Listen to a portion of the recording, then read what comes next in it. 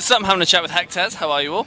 Very well, thank you. Good. You're here at 2000 Trees. How's your festival experience been so far? Amazing. Try not to be a cliche, but very hot, but very enjoyable. Yeah, it's too hot. Too hot. Very British, you aren't two are we? literally sat in the shade, and my neck is on fire right now. So let's maybe not lean into that. Some of us are hotter than others. Yeah. Why do you think I've decided to sit this side of the bench? It's like you knew. Then once you finish here this weekend, what's your plan next? Our plan is very much to we're going to go back into the rehearsal studio and try and finally write a whole album. So we've got 2 EPs out now, but we just want to get a proper album out fully. You know, you're actually getting in the way of the camera. There you go, champ. Album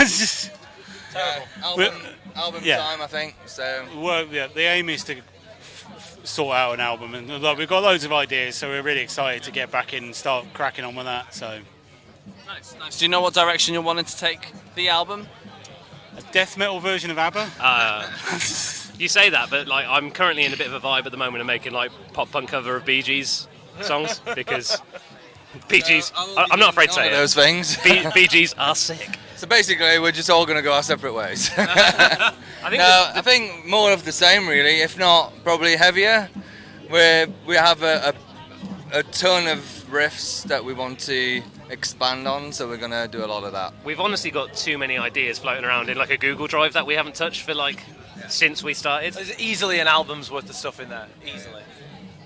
Well, maybe. The point is that we're super excited about like just getting cracking. No, we wanted to enjoy ourselves today at the festival, and great festival. It's the first time Ash has been.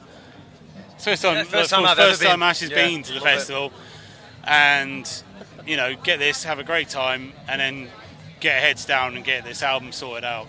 And yeah. I thought you just said this is the first time that Ash has ever been at a festival, not the festival. I said this festival. Okay, that's fine. Ash has been out of South Yorkshire. Not far off true, to be honest. How are you finding it down here? Oh, I'm loving it. It's great. I pointed out there is a very northern sausage roll. There is. Yeah, somebody's here repping Yorkshire. I wouldn't like to repeat what was written on it because I don't want to offend an entire county, but it sounded very northern. It was something like, get it down there, something like that. I don't know, something like that. Get it down this Get it end. down this end. You might need some translations in that point. Relentlessly bullied for being northern. That's all right. We'll have subtitles on, don't worry. We'll be all right. Just for you, sometimes just for you. So when you watch TV and an Irish person comes on, they decide to give it subtitles, and you're like, but I can understand them? You watch Netflix and the subtitles come on, it's like, is that guy aware who's been subtitled? That's a bit racist. It's like that old guy from Hot Fuzz. Basically, just talks and they're like, You know- what? you know what's There's mental? always that one guy who can translate what he says. Well, that's like the Clarkson's Farm thing with what's the guy's name in there? Yeah, I know you were. There's the guy, and they that's literally how my granddad talked. So I actually understand it because they cut it in a way that it is just nonsense, and I'm like, that's actually not what he said.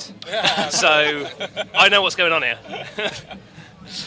Nice. And with new music on the way, I'd like to find out about the writing process. So for you guys, how do tracks normally start off? Well, we all Yeah, this is a current argument between the band actually. So let's get it on tape.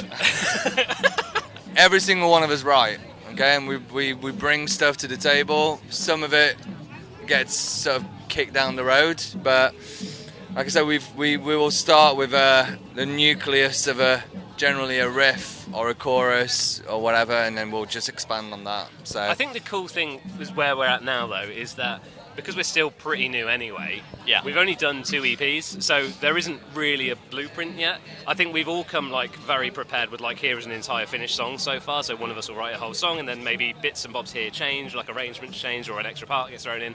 Ollie scissors, we call it. Huh? Ollie scissors.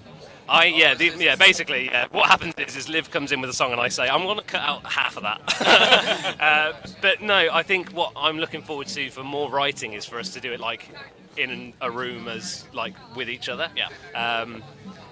But I think I don't think there's a wrong way to do it. Like, you know what I mean? Like, so Yeah. It's all about serving the song, isn't it, I guess? Like, you just got to make sure that the song is the top priority. only if I've got a fucking. I'm so sorry. I've done it. I did it. Oh, I was trying so hard. Say that again. Give me that. It's only if I've got a ripping riff. he just got excited. Very sorry about that, ladies and gentlemen. Yes. Yeah, you're done. You're done. You're out of the band. Oh, yes! No, but basically, we just want to get in a room, write a bunch of tunes, hopefully more than what we need, and then just trim the fat and choose the best ones. That's the plan. Nice. And as you guys are fairly new, I'd like to find out how you got into doing this in the first place, and what made you write this sort of music as well. Well, Andy's been doing it for quite a few moons, so have I. We used to be in a band called Freezing Atlantic together. He was and still is occasionally in a band called 100 Reasons, and we've basically been doing it for so long that everything that came before is what informs what we do now. So it's just been an evolution, but I'm a massive Rival Schools fan, so a lot of their stuff kind of trickles through my writing. He's into pop punk. You're into like Right. Alexis on Fire. I can't wait for them later on. yeah, so a bit of a mixed bag, but we tried to make it our own, really. So These guys put an ad out for a keyboard player.